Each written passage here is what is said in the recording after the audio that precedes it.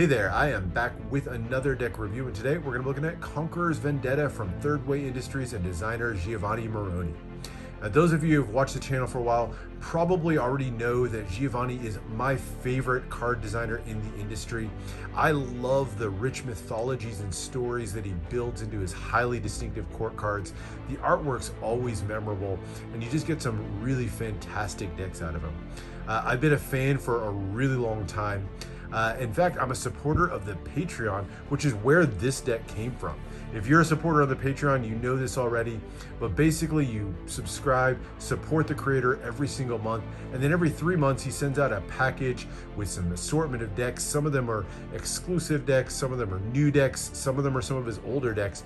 This one, though, was released as part of the January and February reward. So you got one of these for January and one for February. Really great. Recommend checking out the Patreon if you're not already a supporter. I've been in it for over a year now and haven't regretted a second of it. But that said, let's talk about Conquerors Vendetta. Now, this is actually the third deck in the Conquerors line, following up a pair of decks that were released also on Patreon actually. A couple of years ago, back in 2019, we got Conquerors Audax and Victoria. Beautiful decks, tons of gold metallics in these, really distinctive and beautiful tuck case. But for this one, and bringing it forward to 2021, Vendetta takes a little bit of a darker turn. Where the original Conquerors decks were really themed after victory, and kind of had a more noble feel to them, Conquerors goes to the darker side and looks at vengeance. And so a lot more aggressive feel to the tuck case, to the cards inside. You'll see what I mean as we go through it. Let's get started with the tuck case. Now, it's all done in black and red, really thick, bold lines throughout, and it just has the name of the deck, Conquerors Vendetta, across the top. The red is this really nice soft touch sort of feel to it, really nice texture, and then all the black area is done in these embossed areas and features this kind of reflective black paint that has a glittery feel to it. Really striking combination, that black and red. Very aggressive, and love the feel to it overall. Here in the middle, you have the first of many characters we're going to get introduced to. This is Nemesis, the goddess of vengeance. Very fitting for a deck, obviously patterned after vengeance, to have Nemesis there in the middle. Beautiful, symmetrical artwork of that winged goddess here. You have the spade pip in the center, and then you can see some of those detailed patternings in the back just to give it a little extra depth and feel to it. Love the embossing on this. I think it's a really great design. Turning to the sides, you've got just Conquerors written on one side and on the other. Bottom is going to give you some ad copy for Thirdway Industries, as well as Expert Playing Card Company, who printed the deck. Top has some extra little detailing there that's covered up by the tuck seal. Back will give you an embossed feel of the back of the cards. We'll look more at the details in a second, but you can see that beautiful glow and that deep, deep embossing. And then you have the gold and black tuck seal with the sword here. This is a limited edition run of 2000, and no, I did not get deck number 2000 of 2000. There was a little bit of a mishap with the printing of the seals, so every single one of them says 2000 rather than them being individually numbered, but not too bad of a mistake on that.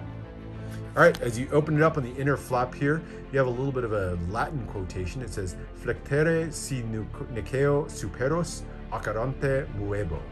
Hopefully I pronounced that reasonably correct. But this actually comes from a famous ancient Roman poet named Virgil. He wrote in one of his poems, the Aeneid, he wrote this quote in there, and it translates roughly to, "If I cannot move heaven, then I will raise hell." Really speaks to sort of determination of meeting your goals at all costs and being willing to raise hell along the way if you have to. So love that inclusion of that quote on there. You get these little small emblems on the inner flaps and nothing printed on the interior of the tuck. You can just see sort of echoes of that deep embossing all the way through. But really nice tuck, really nice sturdy feel to it. Love that embossing. But let's get to the cards, and we'll start with the back design, and this is where literally this deck shines. You can see the beautiful foiling. This is actually done, this red that you see here is done with a technique from Expert called flood foiling. Basically what they do is they print the entire back of the card with foil, and then all the black you see here is printed right on top of that foil. What you get is an entire card that just absolutely shines. You can see I mean, it's almost like a mirror. You can see the reflections of like my phone there in the back, my finger if I hold it here. Just a really striking look to it. And as you tilt it in different lights, catch different objects, that red just seems to take on all kinds of different shines. Beautiful look to it overall. The back design itself is a nice two-way back design. You have this sort of center emblem twisted here with the swords on either side. You have spade pips coming in from the side, and then just a series of borders and patterns. All hard to make out just because of how reflective this is, but I gotta say it's just such a striking looking hand. And when you get an entire fan of those going, I mean, it's just such a great look to it overall. So that's the back design. Big fan, of course. Love this, and just really stands out. By the way, if you're a fan of King's Wild decks, this is actually a really similar, that foil with overprinting. It's a similar technique to what Jackson Robinson has been doing on a lot of his decks. So you may have seen kind of a similar foiling effect, but put to great use on this one. Now we get into the cards, and we'll start with the extra cards you get. You get a pair of jokers, feature goddesses and gods again.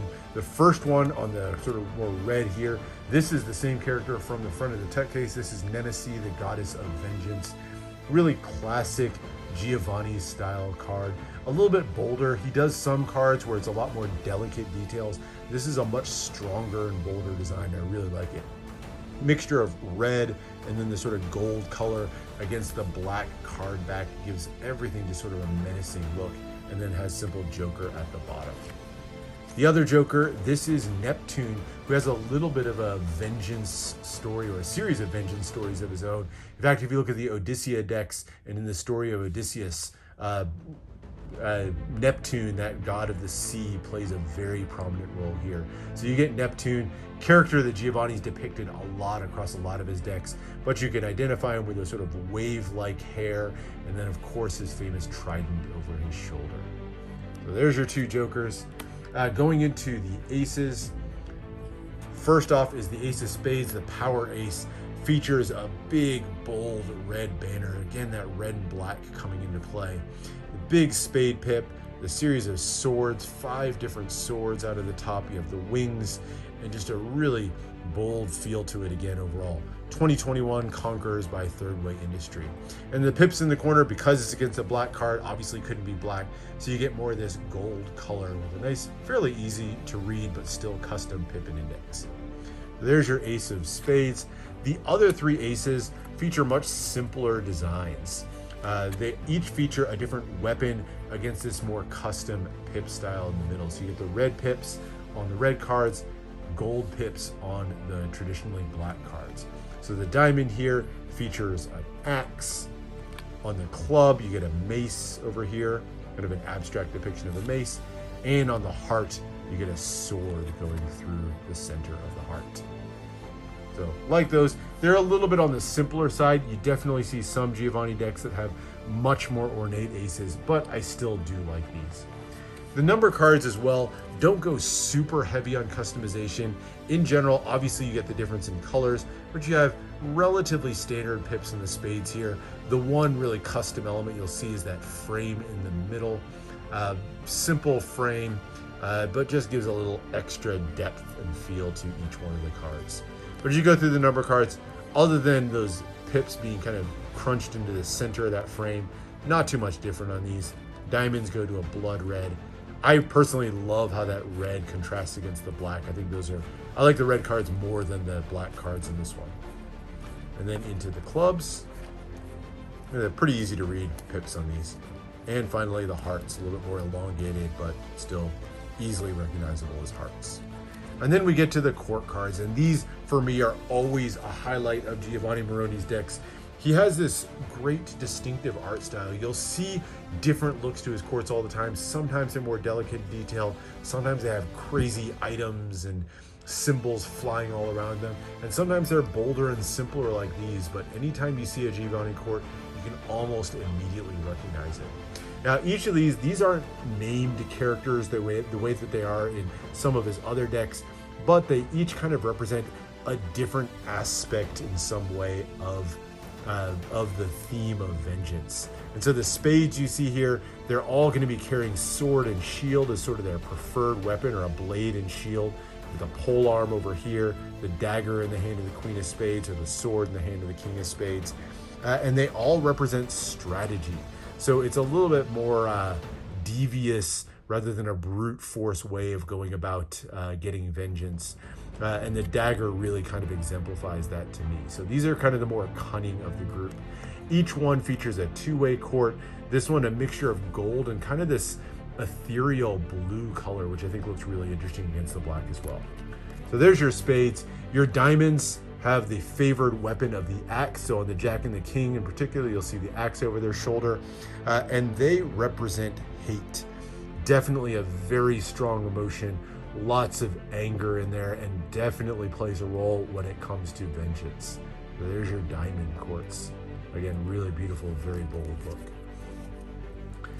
The clubs now, the clubs are all carrying clubs or sort of blunt weapons. So you have the mace over here for the Jack of Clubs, this barbed club in the hand of the Queen of Clubs, and this Thor style hammer for the King of Clubs.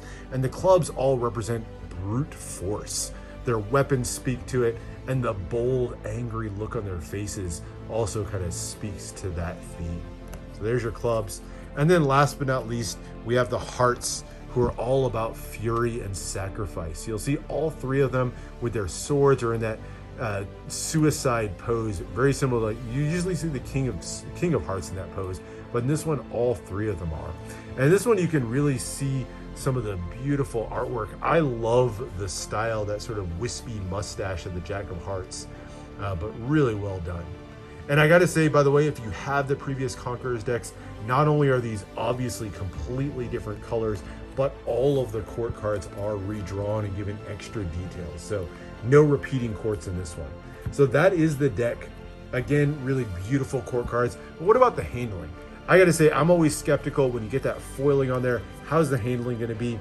These are a little bit thicker, only slightly, than your normal deck, but they fan surprisingly well. Just incredible handling considering how thick the deck is.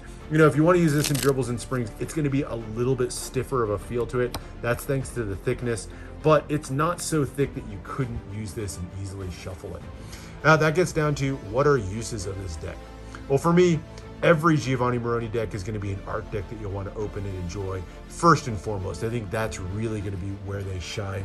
This particular one I think would make a really striking look if you wanted to use this for cardistry. Those cards just sort of flashing in the light as you spin them around.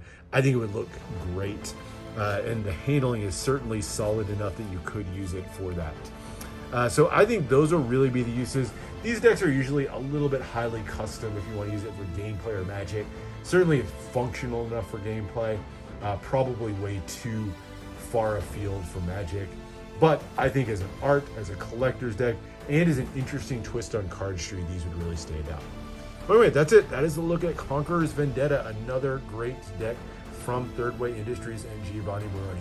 Hope you enjoyed. Make sure to go check out the description where you can consider signing up for the Thirdway Patreon. And make sure to subscribe to my channel for more deck reviews and unboxings. Let me know what else you want to see, and I'll see you for the next one.